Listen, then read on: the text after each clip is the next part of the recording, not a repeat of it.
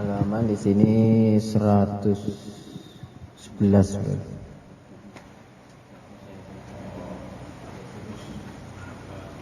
Kitab lama.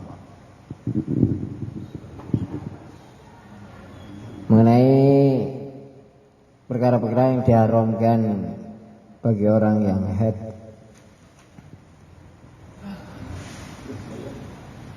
Buku 1 atau 2? Buku 1. Kok enggak ada haid ya? Nomornya beda kelihatannya. Agak 111 ya? kalau nggak sekitar ya kurang lebih segitu tuh halamannya. Perkara-perkara yang diharamkan sebab haid.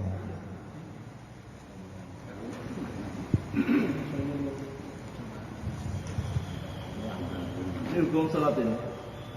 Sebelum sholat. Sebelum hukum-hukum sholat.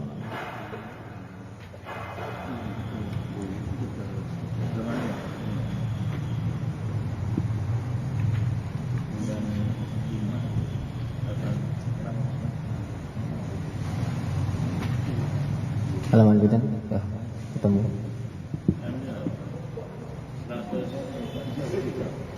Pas 100. Bukan 100. Ini haid itu halaman 96. Setelah haid berarti. Setelah haid kan perkara-perkara yang diharamkan sebab haid.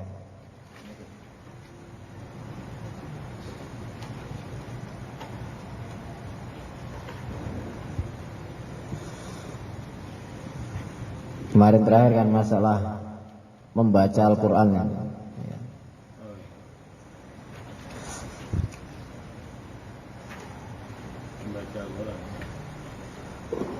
Ada 8 perkara.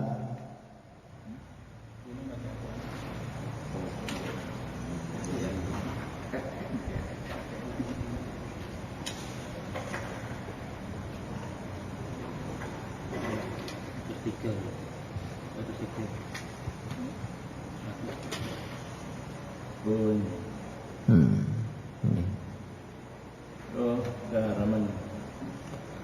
Itu sudah kemarin. Yang pertama, sholat, baik sholat apa saja bagi wanita yang sedang haid maka tidak boleh. Kemudian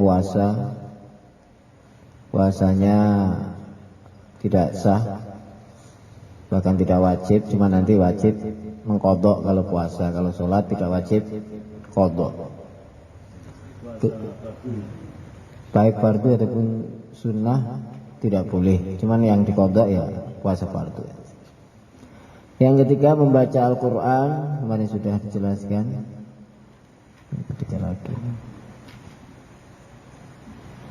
Kemudian yang keempat, ini sekarang yang keempat berarti. Kemarin sampai yang ketiga mengenai membaca Al-Quran. Membaca Al-Quran ada beberapa ketentuan. Yang pertama, ketika memang terdengar oleh telinga sendiri. Ya, seperti kemarin batasan dianggap membaca, yaitu telinga sendiri mendengar. Kemudian yang kedua, memang sengaja ada niat dijadikan itu sebuah Al-Quran. Kemudian yang ketiga, bukan ayat-ayat yang sudah dinasakh, dihapus dari Al-Quran. Kemudian yang keempat, apa yang dibaca sudah cukup dikategorikan Al-Quran, walaupun cuma 1 huruf. Kemudian yang kelima, dalam kondisi hukum membaca Al-Qurannya adalah sunnah.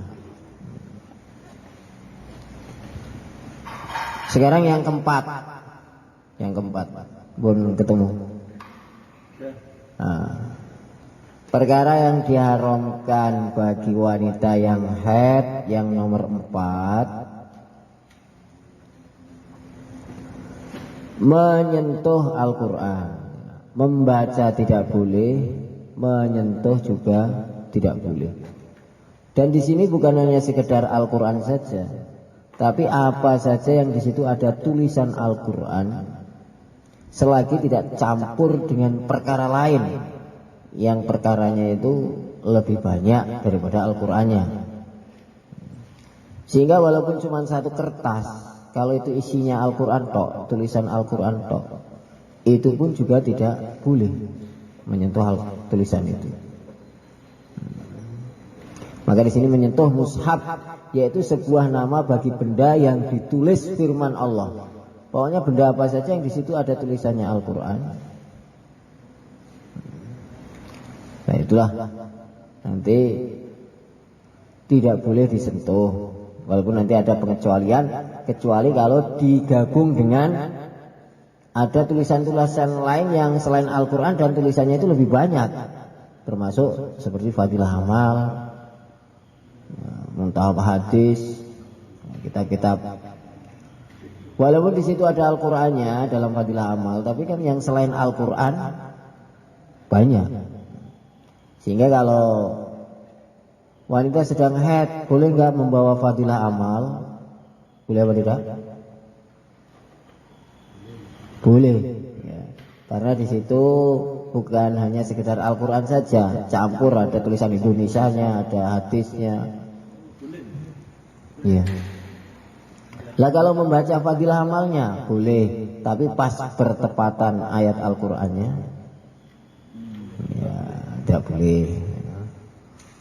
Langsung terjemahannya, tidak Al-Qur'annya. Ya. Walaupun hanya dibatin. Kalau dibatin namanya bukan membaca. Yang nggak boleh itu membaca. Tapi suara itu nggak boleh. Hanya tadi kan batasannya membaca Al-Quran, telinga sendiri mendengar, minimal itu. Sehingga kalau telinga sendiri nggak mendengar, tidak dikatakan membaca, tapi batin. Hanya kalau hafalan membunyikan hafalan. Itu kan Ya, kemarin kan ketentuannya sudah mengenai kalau seandainya diniatkan dzikir, bagaimana itu membaca Al-Quran diniatkan dzikir, bagaimana kemarin? Ada yang masih ingat? Menurut sebagian ulama diperinci dulu. Ayatnya itu memang ayat-ayat yang ada ketentuan untuk dzikir atau tidak? Karena kalau dalam Al-Quran, lafal-lafal Al-Quran itu kan di situ ada yang sebuah cerita, ada yang lafadznya digunakan untuk dzikir juga, ada yang tidak. Nah ini sebagian ulama kalau membaca Al-Quran diniati dzikir bagaimana? Karena yang tidak boleh itu kalau memang diniati Al-Quran. Membaca Al-Quran dan diniati Al-Quran baru tidak boleh bagi orang yang haid. Sekarang kalau diniati dzikir, maka sebagian ulama termasuk Imam Nawawi ditengok dulu ayatnya itu apakah memang digunakan untuk dzikir atau tidak. Karena tidak semua ayat Al-Quran digunakan untuk dzikir. Kalau seandainya ayatnya itu digunakan untuk dzikir, termasuk ataupun untuk doa seperti subhanalladzi syaharana, doa naik kendaraan itu kan ada dalam Al-Quran, ataupun doa naik kapal bismillahirrahmanirrahim wa mursaha, itu kan ayat Al-Quran itu. Nah kalau diniatkan doa atau dzikir tidak masalah, karena itu memang ada. Lah lafaz-lafaz yang enggak ada, kalimat-kalimat yang enggak ada ketentuan kalau itu untuk dzikir, seperti misalnya alif lam mim dzalikal kitabul la raiba fihi, itu kan enggak ada jenis dzikir yang seperti itu. Dzikir la ilaha illallah subhanallah. Nah, sehingga kalau membaca Al-Quran yang kalimat-kalimatnya itu tidak ada ketentuan untuk dzikir bagi orang yang haid, sebagian ulama menganggap tidak boleh. Halaman sebelumnya itu dalam keterangan coba kita tengok kembali lagi. Ada kalau seorang guru TPA Sedangkan yang diajarkan baru Iqra 1 dan 2. Iya. Di situ termasuk kalau hurufnya itu huruf Al-Qur'an. Terus tulisannya itu kan belajar membaca Iqra. Itu gimana? Itu nanti niatnya nanti belajar. Tidak, bukan Al-Qur'an. Tidak diniati Al-Qur'an. Yang penting yang diharamkan itu kalau itu memang diniati Al-Qur'an sebagai Al-Qur'an. Jadi kalau untuk niat, bahkan keterangan setelahnya ini kemarin sudah dibahas juga sebenarnya. Menurut sebagian ulama, kalau itu membaca Al-Quran niatnya untuk menghafal ataupun untuk bukan menghafal, untuk menjaga hafalan supaya tidak hilang, lah ini boleh, boleh. Misalnya istri kita sudah punya hafalan juz amma, haidnya 15 hari, kalau nggak diulang-ulang hilang, maka bagi dia boleh membaca yang niatnya untuk menjaga hafalan. Menghafal, menjaga hafalan. Menjaga hafalan.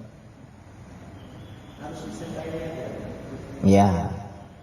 Karena yang menyebabkan beda itu nanti niatnya. Kalau niatnya untuk membaca Al-Quran tidak boleh. Kalau niatnya untuk menjaga hafalan atau untuk belajar ataupun untuk zikir, maka boleh. Gitu. Nggak dibolehkan ibu-ibu pengajar TPA libur 15 hari. Dari pelajarannya Iqra, isinya Al-Quran kok.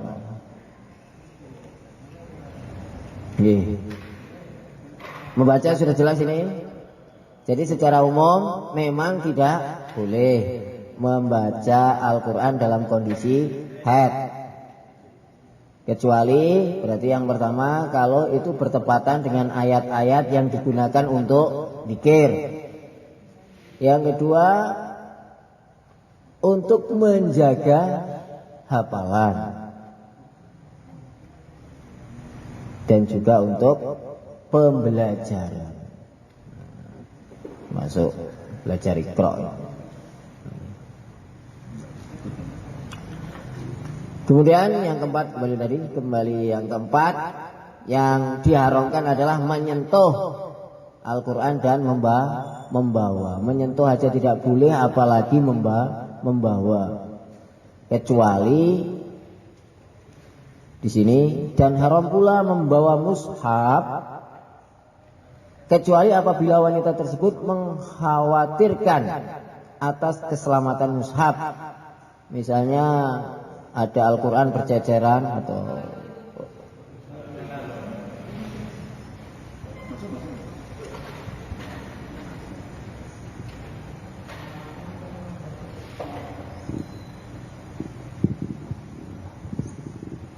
kecuali ada kekhawatiran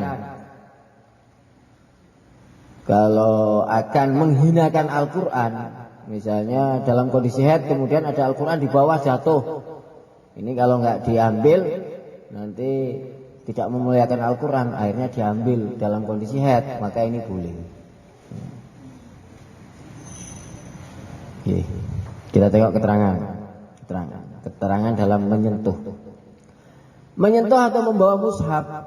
Yang haram hanya mushaf yang telah didefinisikan oleh syarih, tetapi sebenarnya mencakup apa saja yang di atasnya ditulis ayat Al-Quran. Bahkan seperti papan tulis ataupun tiang atau bahkan tembok yang untuk tujuan dirosah, belajar atau untuk dibaca, maka ini kalau disentuh pun tidak boleh. Ya. Misalnya ini ada tulisan Al-Qurannya, bagi orang yang haid nyentuh ini pun nggak boleh. Ya. Bagi orang yang haid, kalau memang maksudnya itu untuk dibaca, bahkan tembok pun kalau ada tulisan ukiran Al-Qurannya, bagi wanita yang haid itu juga tidak boleh menyentuh temboknya itu. Jadi menyentuh atau membawa mushaf yang haram hanya mushaf secara asli hanya betul-betul Al-Quran. Tapi sebenarnya bukan itu. Pokoknya apa saja yang di situ ada tulisan Al-Quran dan tentu saja tidak campur dengan perkara lain seperti tadi. Kalau campur dengan perkara lain yang perkaranya itu lebih banyak, maka tidak masalah. Termasuk seperti Fadilah Amal tadi. Fadilah Amal walaupun di situ ada tulisan Al-Qur'annya, tapi kan campur dengan perkara lain. Kalau terjemahan Al-Qur'an terjemahan. Kalau kita dapat SMS dari handphone kan ada bismillahnya, atau ada surat atau ada bismillahnya, itu nggak boleh di situ. Bismillah di situ diniatkan untuk Al-Qur'an atau untuk ambil tabaruk. Kalau itu niatnya untuk Al-Qur'an, ya nanti jadi Al-Qur'an. Tapi kalau di situ campur dengan hal lain, kan bukan hanya bismillah tok, ada isinya. Seperti surat, lembaran surat, lampiran surat, depannya bismillah. Itu sebenarnya diniatkan mesti bukan untuk nulis Al-Qur'an. Itu untuk ambil tabaruk, dimulai dengan bismillahirrahmanirrahim. Jadi yang nggak boleh itu kalau itu diniatkan untuk sebagai Al-Qur'an. Sedangkan bismillah itu kan bukan hanya untuk Al-Quran saja, bisa juga untuk ambil tabaruk, memulai sesuatu dengan menggunakan bismillah. Nah, Kalau gitu. pegangnya pakai sarung tangan boleh tak ya? Gini. Pakai sarung tangan. Sebelum kepipis ngaji. Boleh tak tidak boleh? Kalau ngantil dengan kita itu masih termasuk bagian daripada kita itu. Nggak boleh sama juga. Termasuk membawa ini meja, atasnya ada Al-Qur'annya digotong. Saya nggak bawa Al-Qur'an, saya bawa mejanya. Tapi ini dulu yang nenek Al-Qur'an. Bodoh.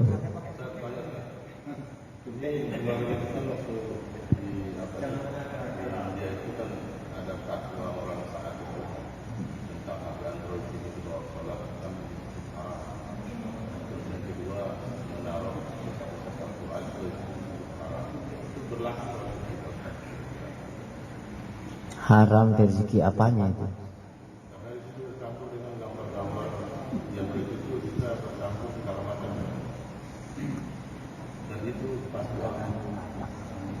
Iya.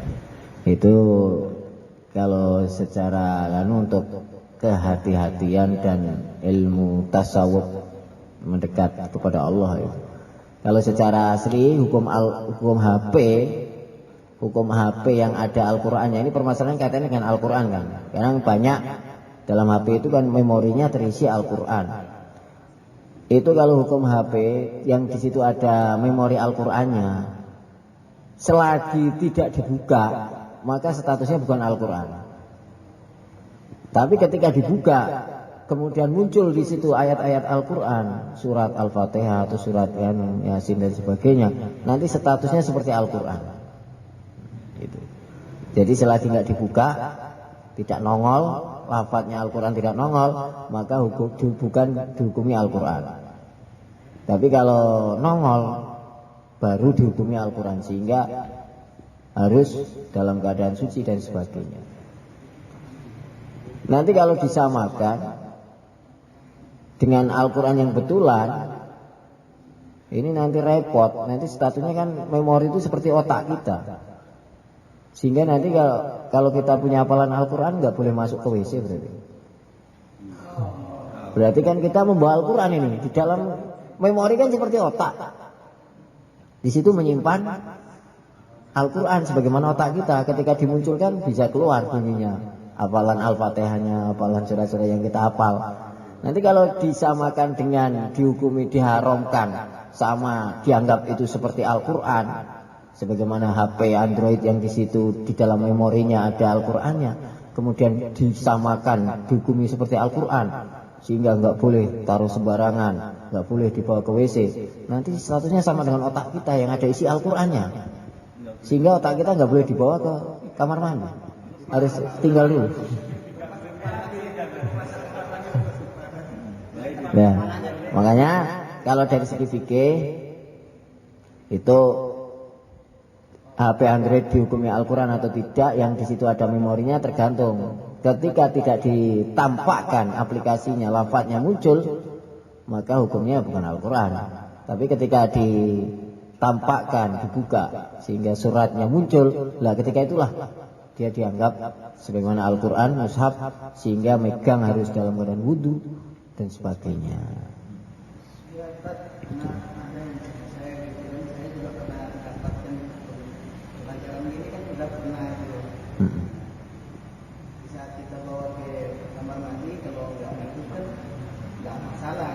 Ya. Ayat-ayatnya, berbunyi suara Al-Quran, lafaz-lafaznya, itu kan akhirnya ditanya, saya kasih tahu, nggak bisa nggak punya adab, nanti tanya ulama. Ya, jawabnya nanti kalau disamakan semua, nanti otak kita nggak boleh masuk ke kamar mandi tuh, nggak boleh masuk ke WC, berarti otak kita tinggal dulu. Kalau tidak punya keyakinan seperti itu, bisa aja. Iya. Jadi secara hukum fikih seperti itu. Kalau secara hukum adab ya tetap Al-Quran ya Al-Quran, walaupun kondisinya apa saja, sehingga ya memang diharamkan mungkin di situ, sehingga mencampur adukkan dari segi adabnya, mencampur adukkan di situ ada aplikasi Al-Quran, ada aplikasi dengan macam-macam kemaksiatan dan sebagainya. Tapi kan tidak semua orang seperti itu, sehingga tidak bisa pukul rata. Ada orang-orang yang lurus juga, isinya HP hanya yang baik-baik saja. Ada HP kan, ada isi juga gitu. Ada Al-Quran yang di software itu gimana? Gimana apanya? Ini.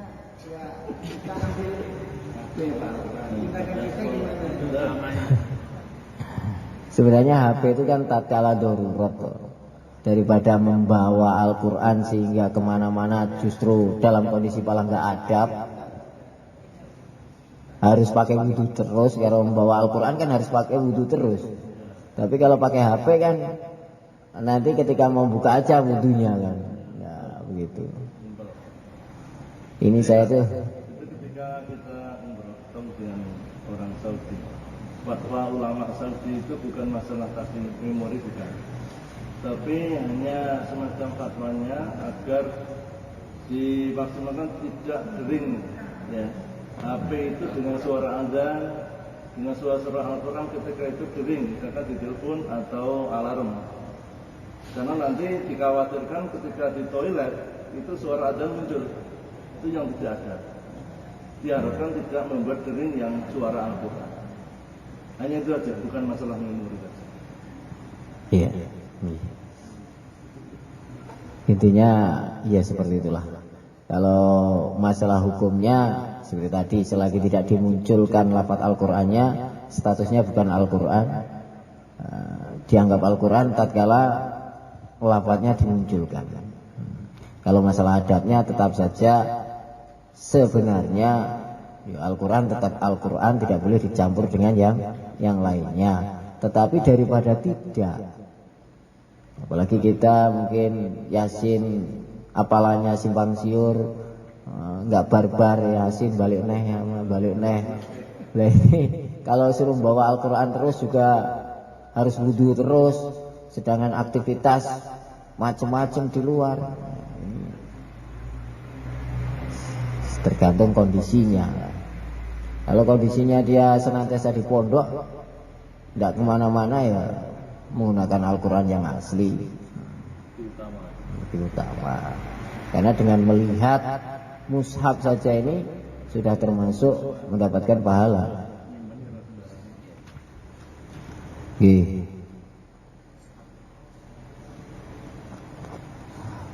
Bahkan keharaman, keterangan yang kedua, titik yang kedua dalam keterangan kita tengok. Bahkan keharaman memegangnya ini tidak hanya langsung bagian dari isi alat tulis tersebut, nah, bersentuhan dengan tulisannya, tetapi mencakup pada semua bagian. Seandainya ini Al-Quran, bukan hanya yang ada tulisannya saja, ya, tapi sampulnya. Nih, yang nggak ada tulisannya, selagi masih gandeng dengan Al-Quran, walaupun lembaran awalnya yang putih itu juga tidak boleh disentuh, kecuali sudah terlepas dan sudah nggak ada kaitannya dengan tulisan Al-Qurannya, nggak ada tulisan Al-Qurannya. Nah ini bahkan kantong-kantong yang dibuat untuk khusus sebagai tempat Al-Quran ataupun kotak-kotak di masjid itu yang memang khusus digunakan untuk tempat Al-Quran, itu pun nggak boleh disentuh, nggak boleh disentuh dalam kondisi haid. Meja begitu juga, kalau meja emang dikhususkan untuk tempat Al-Quran, kalau khusus loh. Tapi kalau meja umum,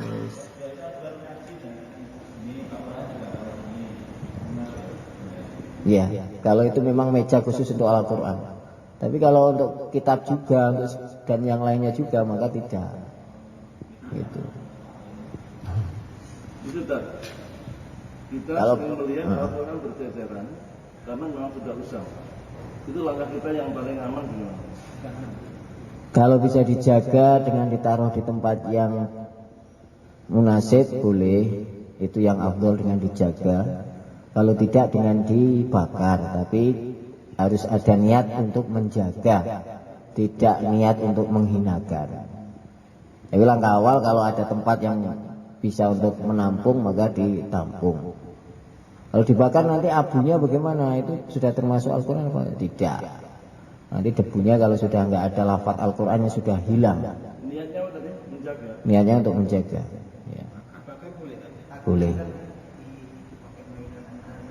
Kalau sudah lafaznya hilang sudah tidak dianggap Al-Quran lagi.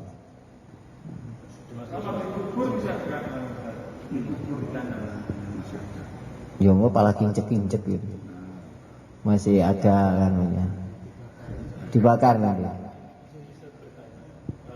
kita undangan itu biasanya ada lafaznya Bismillahirrahmanirrahim. Itu kalau ada kita yang paling baik itu diamankan atau kita apa disobekkan Bismillahnya terus kita sebut. Diselamatkan Bismillahnya. Disobek bisa juga, suratnya juga disimpan juga bisa. Tapi kalau kita membuat surat, nah ini sebenarnya nggak usah pakai Bismillah. Kalau seandainya orang yang kita kirimi itu tidak bisa, untuk dikhawatirkan tidak bisa menjaga tulisannya itu. Dan rata-rata biasanya surat itu habis itu langsung hilang.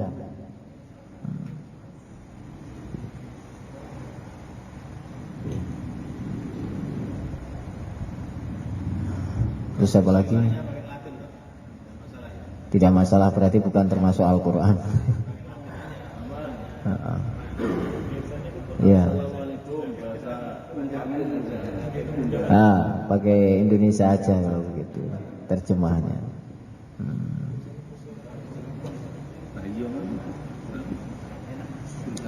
Oke, lanjut. Keterangan yang ketiga, mengenai Al-Quran tafsir boleh membawa memegangnya. Nah ini, mengenai Al-Quran tafsir boleh membawa memegangnya dalam kondisi mempunyai hadas kecil maupun besar, walaupun ditulis dengan tinta yang tidak sama antara Quran dan tafsirnya, asalkan hitungan jumlah huruf tafsirnya dengan standar penulisan kaidah qadnya itu dipastikan lebih banyak dibanding dengan jumlah huruf Al-Qurannya. Sekarang kalau Al-Quran terjemah itu kira-kira itu antara Al-Quran dan terjemahnya itu banyak mana? Ya. Kalau banyak terjemahannya berarti campur sudah. Campur. Masuk buku Yasin yang cetak di tahlil-tahlil boleh. Tapi di sini ada pembahasan, kita tengok ini. Keterangan berikutnya, berbeda dengan tafsir adalah terjemah Al-Quran yang tertulis di bawah barisan ayat Al-Quran. Terjemah Al-Quran ini tidaklah mempunyai hukum yang sama dengan tafsir. Ia tetap berstatus mushaf yang haram dijamah di bawah bagi mereka yang berhadas. Kalau itu terjemah. Terjemah. Iya. Tafsir kan banyak. tafsir. Terjemah perkata ini wis nggih. Yang boleh tafsir. Karena kalau tafsir itu biasanya lebih banyak, kalau terjemah itu wis hampir imbang. Terjemah perkata itu imbang, sehingga tidak boleh. Sama Quran.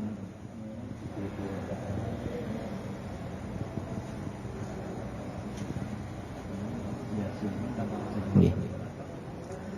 Kemudian yang kelima, yang kelima yang diharamkan bagi orang yang haid adalah masuk masjid. Masuk masjid yang di sini dikhawatirkan akan terjadi mengotori masjid. Nah, akan dikhawatirkan tercecer menetes di masjid. Sekarang kata-kata masjid ini yang sebenarnya itu apa ya? Apakah musola itu juga termasuk dikatakan masjid? Kita tengok dalam keterangan. Masjid secara bahasa adalah nama tempat sujud. Tempat yang digunakan untuk sujud secara bahasa bisa dikatakan masjid. Tapi sebenarnya yang secara syarak yang dianggap di sini bukan hanya sekedar untuk tempat sujud saja, tapi adalah tempat yang dipergunakan untuk ibadah sholat. Untuk ibadah sholat. Dan memang wakaf, diwakafkan. Sehingga kalau di rumah ada ruangan untuk sholat pribadi, ya tidak bisa dikatakan masjid, kecuali diwakafkan. Karena syarat masjid harus wakaf. Ya. Tapi kalau syarat tempat sholat tidak harus wakaf.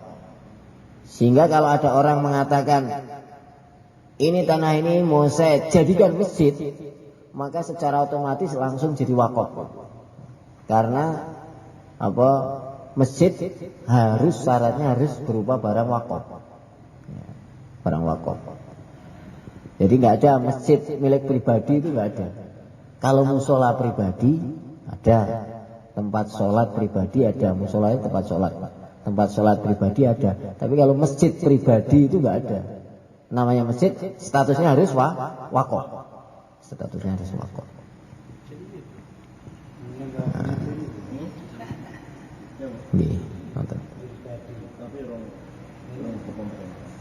Dan untuk masjid tidak harus digunakan untuk Jumatan.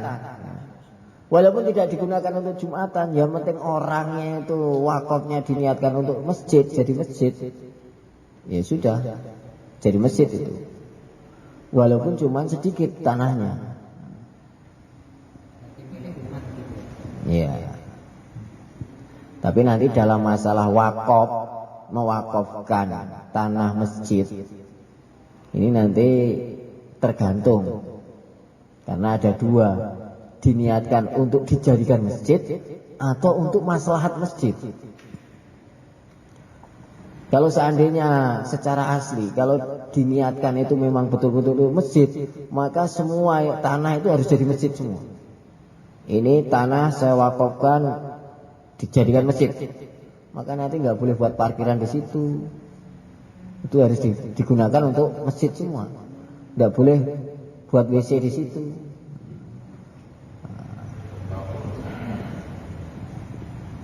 Tapi kalau niatnya itu untuk maslahat masjid, ini saya punya tanah, saya wakafkan untuk maslahat masjid. Nah, maka nanti tergantung pengurusnya. Berapa yang mau dijadikan masjidnya, berapa yang mau dijadikan WC-nya, parkiran dan sebagainya. Makanya sebenarnya yang benar itu untuk maslahat masjid. Sehingga nanti pengurusnya luas. Leluasa untuk menjadikan yang dibangun untuk masjid sekian, yang sekian. Tapi kalau dari awal itu diniatkan ini pokoknya harus saya wakaf untuk jadikan masjid tanah ini. Nah itu nanti secara asli tidak boleh digunakan untuk hal-hal yang lain. Semua harus jadi masjid. Bahkan ketika itu pun itu statusnya tanah langsung jadi masjid. Sehingga walaupun belum dibangun boleh pasang tenda itikaf di situ. Bahkan beol 1, 2 di situ nggak boleh sudah, walaupun masih berupa kebun. Kalau itu niatnya wakaf untuk dijadikan masjid.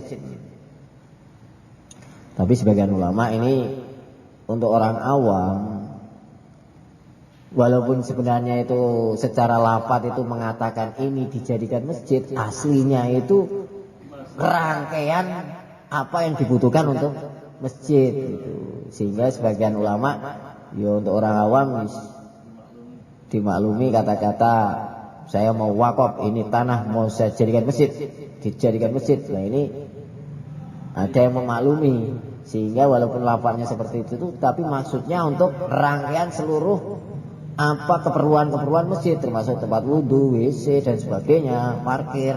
Nah, cuman yang paling ya kita sudah tahu sekarang kalau mau wakaf ya ini tanah mau saya wakafkan untuk kemaslahatan masjid. Nah, gitu. Sehingga nanti betul-betul mana yang mau dijadikan masjid tergantung daripada pengurusnya, nadirnya. Lah, bagi wanita tidak boleh masuk dalam masjid. Kalau pengajian ya jangan di masjidnya, di serambinya, di empernya. Nah, ini keterangannya kita tengok setelahnya itu. Ruhbah. Jadi dalam rangkaian bangunan masjid itu ada masjidnya, ada ruhbah, ada harim. Kalau kita tengok dalam masjid-masjid itu, kalau masjidnya betul-betul yang diniatkan jadi masjid. Kemudian kalau ruhbah itu namanya serambi-serambi masjid. Serambi-serambi masjid itu kalau bangunnya bareng atau justru sebelum masjidnya, itu nanti statusnya dihukumi sama dengan masjid. Rubah serambi masjid ada tempat yang berada di sekitar masjid dan gandeng, tidak disekat oleh jalan ataupun apapun dengan masjid. Status rubah ini bisa diketahui dari bentuk atau sigot pewakafan pertama kali, atau dibedakan oleh nadir, pengurus masjid yang ditunjuk wakil. Ulama fikih berpendapat bahwa ruhbah memiliki hukum sama dengan masjid. Sehingga kalau bentuknya serambi itu bentuknya sama dengan masjidnya, tatanannya sama, maka nanti serambi pun itu dianggap seperti masjid. Sehingga orang haid masuk di situ juga tidak boleh. Apa yang dilarang di masjid maka dilarang juga di situ. Sehingga boleh juga itikaf di situ. Seperti misalnya di Teranggil ini, itu yang masjid itu yang mana itu? Apakah sebenarnya masjid yang merah, yang lainnya itu serambi. Serambi. Nah itu kalau kita itikaf gimana itu? Itikaf apakah harus di yang merah atau yang sekitarnya karena sama? Itu nanti bisa dihukumi seperti masjid. Sehingga itikaf di situ di mana saja boleh. Enggak harus yang cari di tengah saja. Izin dan kewenangan nadir itu orang yang diberi wakaf oleh seseorang mengurus pembuatan itu sampai seberapa jauh?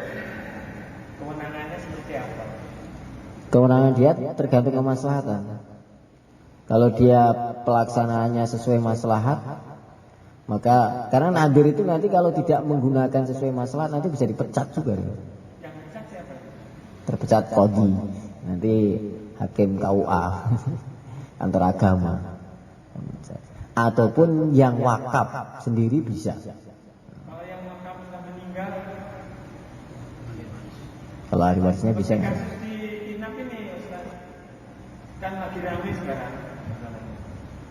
Dari segi Dan ramainya dari segi karena masjid itu kan ada income-nya, ada uang yang masuk ke situ. Kalau dari orang yang dulu, yang koordinasi yang dulu, takmir yang dulu, waktu itu bangunan. Karena dilalah yang makan itu orang-orang yang bisa makan tanpa itu. Nah sekarang direbut orang-orang nggak bisa makan, nggak punya penghasilan. Dengan harapan waktu yang untuk penghasilan dia. Tapi dia mendapat surat bahwa dia berhak atas masjid itu. Nah, jadi repotnya sekarang begitu. penghasilan dari hasil kota amal. Kalau dia menyebut sebagai hasil masjid, Kalau itu takmir itu lain dengan nadir. Kalau nadir itu diserai. bukan gini, saya jelaskan lagi. Ada orang ada ini masjid sudah ada takmirnya. Iya. Ketuanya mau ganti. Nah, pada waktu selama ganti itu ada orang mendekati orang yang pernah dikasih wakaf pemainan masjid itu. Paham kan? Jadi ada orang sudah meninggal mewakafkan sebidang dana untuk buat masjid. Iya. Tapi orang yang diberi wakaf itu 5, tinggal 1 kondisinya sakit.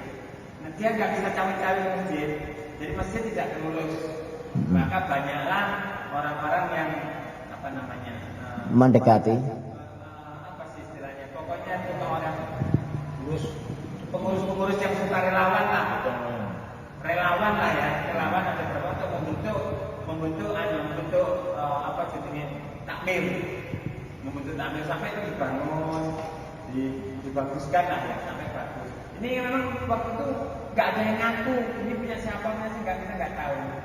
Jadi mau dibikin yayasan, tapi nggak jadi. Sampai ketuanya termasuk Pak Eko, Dr. Eko itu. Nah, suatu saat yang paling libur, Dr. Eko mengundurkan diri. Ternyata pada saat mengundurkan diri itu ada orang yang dikati, yang diserai yang tinggal 1 itu yang sakit itu. Iya, yang sakit dikati. Karena dia sakit kondisinya ya, iya aja. Akhirnya wakaf diserahkan ke orang itu, si B lah. Nah si B itu terus langsung ke notaris mengatakan bahwa dia sebagai nadir, dan membentuk Struktur apa takmir sendiri tanpa memperdulikan takmir yang dulu atau bikin gitu. Karena apa terjadi kan sekarang terjadi salah paham tentang uang, yang semuanya tentang uang itu akhirnya. Nah, yang saya tanyakan kekuasaan Nabi itu kan sampai bisa merebut seperti apa? Apa memang begitu? Kalau masalah penghasilan uang infak itu kan bukan hasil wakofnya toh. Jadi kalau nadir itu kekuasaannya hanya dari barang yang diwakafkan itu, mengelola dari barang yang diwakafkan.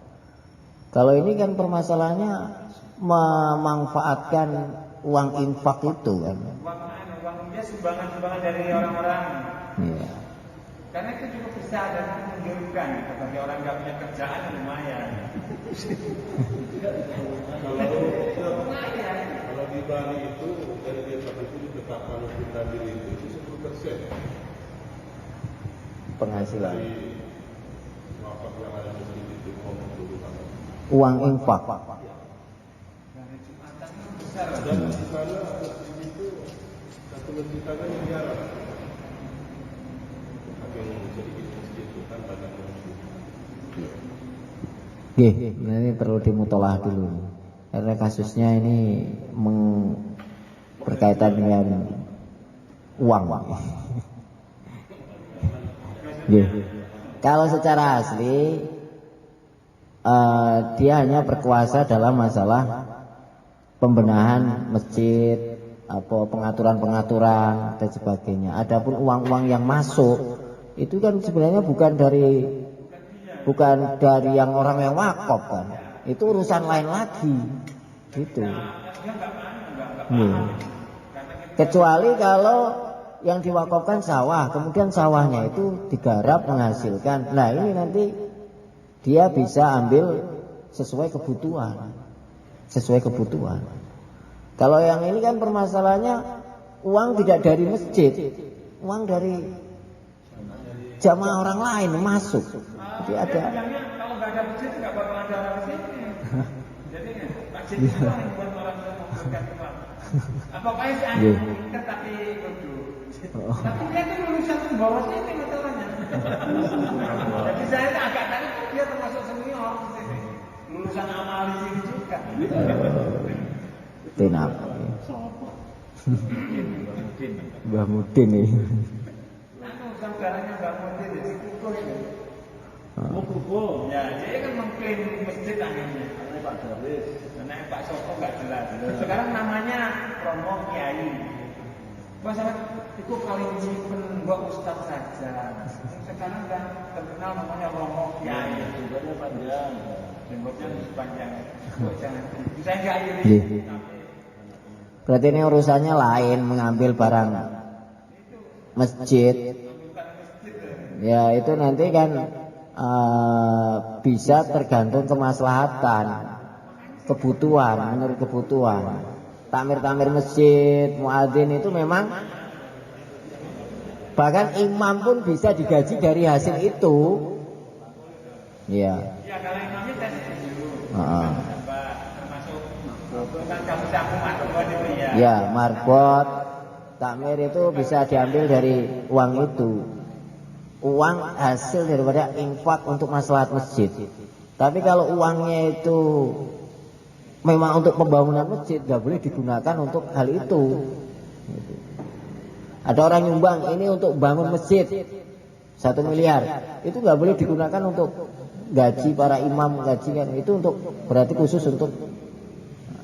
Adapun uang kotak amal yang keliling lah itu kan bukan untuk sebenarnya bukan untuk pembangunan masjid, tapi untuk maslahat masjid. Dan di antara maslahat masjid menggaji marbot, menggaji muadzin, imam dan sebagainya. Itu bukan ada kotak tersendiri tuh, katanya harus ada kotak tersendiri, ada tulisannya infak. Ada tulisannya kan infak. Infak. Tapi biasanya kalau untuk pembangunan masjid itu dia ada tulisan sendiri untuk sumbangan pembangunan masjid lah. Itu nanti itu nggak boleh diambil untuk gaji para imam dan sebagainya, nggak boleh. Jadi kalau mau untuk gaji para imam ya diambilkan dari yang infak yang secara umum itu. Jadi subsidi silang itu nggak boleh, Ustaz. Dicampur-campur nggak boleh. Kan ada 3 kotak sebenarnya, ada infak, ada muamal masjid, ada yatim. Ya itu nggak boleh, harus satu-satu itu. Mengikuti karena orang naruh itu kan sesuai niatnya tuh. Maka kita harus menjalankan sesuai daripada niatnya orang yang ngasih itu. Dicampur nggak boleh. Semua orang nggak sepaham itu, Ustaz. Rakyat itu tidak sepaham itu. Masalah-masalah ada. Saya rasa sedikit karena ada filter kosong, nggak pernah masukkan ke situ. Sementara yang lain banyak. Kan statusnya berarti itu kan mewakilkan kepada kita tuh. Mewakilkan kepada takmir ini digunakan untuk tasarruf yang sesuai telah ditentukan itu. Kemarin ada penjelasan kalau namanya kotak amal itu memang khusus untuk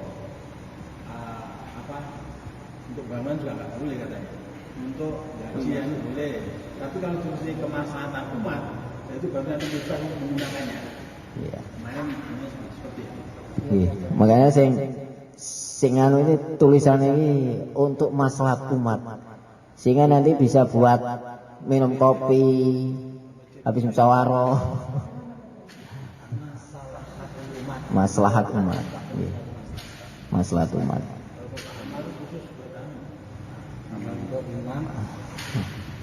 Kalau kota amal gitu ya, secara asli untuk maslahat masjid, untuk bangun masjid juga. Secara asli untuk secara umum ya untuk kemaslahatan masjid itu kalau kota amal. Orang mesti nyumbang itu mesti arahnya ya wis pokoknya untuk urusan masjid ya, untuk bayar air, untuk bayar listrik, itu tidak bengek kan. Kecuali kalau di situ ada tulisan pembangunan masjid lah itu nanti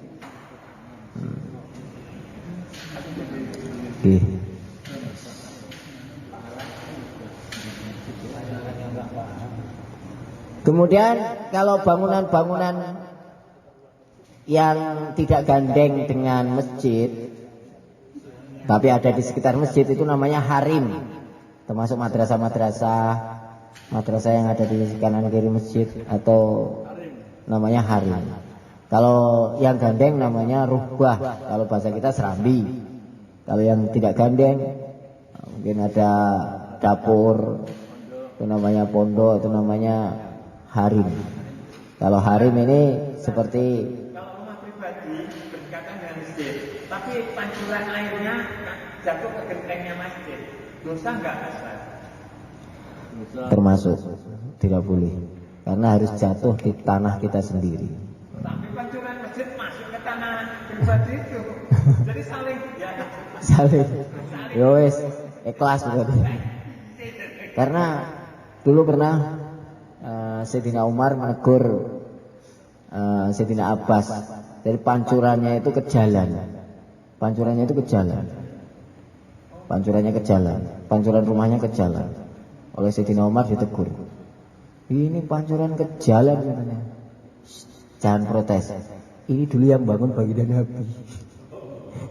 Ternyata dulu, tapi ketika itu baginda Nabi membangun itu belum jadi jalan gitu.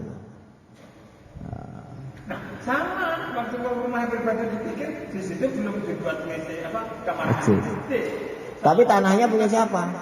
Tanahnya punya siapa? Tanahnya masjid. Bukan masalah. Kalau ini kan bukan dijadikan jalan dan tanahnya masih punya sahabat Ibnu Abbas itu, masih milik sendiri. Nah, jadi jalan, maksudnya Sayyidina Umar itu berarti kan aslinya termasuk hal yang tidak benar sehingga ditegur oleh Sayyidina Umar. Tapi karena berhubung itu dulu yang membuat baginda Nabi dan ketika itu memang masih tanahnya Sayyidina Ibnu Abbas dan belum jadi jalan, enggak masalah. Lah, sekarang jadi jalan dan Sayyidina Umar enggak tahu. Akhirnya ditegur. Tapi ini buatnya dulu sebelum jadi jalan. Ya, kalau itu enggak masalah. Gitu. Jadi kasusnya sama. Kalau ini enggak sama ini. Ini dari awal itu tanah masjid sudah dipancuri. Berarti yang mancuri pala yang rumahnya duluan. Makanya kalau orang-orang dulu itu biasanya kalau bangun rumah itu nggak dihabiskan supaya air kalau jatuh itu di tanahnya sendiri. Kalau sekarang kan dihabiskan tapi kan modelnya nggak ada air yang jatuh langsung. Ya. Nanti kita potong. Iya. Itu termasuk tidak boleh. Termasuk memasang teras menuju ke arah jalan aja itu nanti ada pembahasannya itu namanya rosan dalam bab jual beli mungkin sudah pernah diterangkan memasang melebihkan. Kalau itu untuk jalan kaki yang sifatnya untuk menaungi untuk jalan kaki malah boleh katanya. Kalau untuk kendaraan nggak boleh. Selagi tidak mengganggu. Pedestrian itu boleh malahan. Kalau seandainya itu jalan tidak buntu, maka boleh selagi tidak mengganggu. Tapi kalau jalan buntu, nanti harus izin kepada orang-orang yang berada di pojok. Berada di pojok kan. Karena itu nanti akan mengganggu orang yang mau menuju ke arah gerbangnya itu. Insyaallah nanti kita lanjutkan habis maghrib. InsyaAllah semoga Allah SWT mudahkan dan pahamkan kita. InsyaAllah subhanahu wa bihi subhanahu wa bika asyhadu an la ilaha illa anta astaghfiruka wa atubu ilaik. Assalamualaikum warahmatullahi wabarakatuh.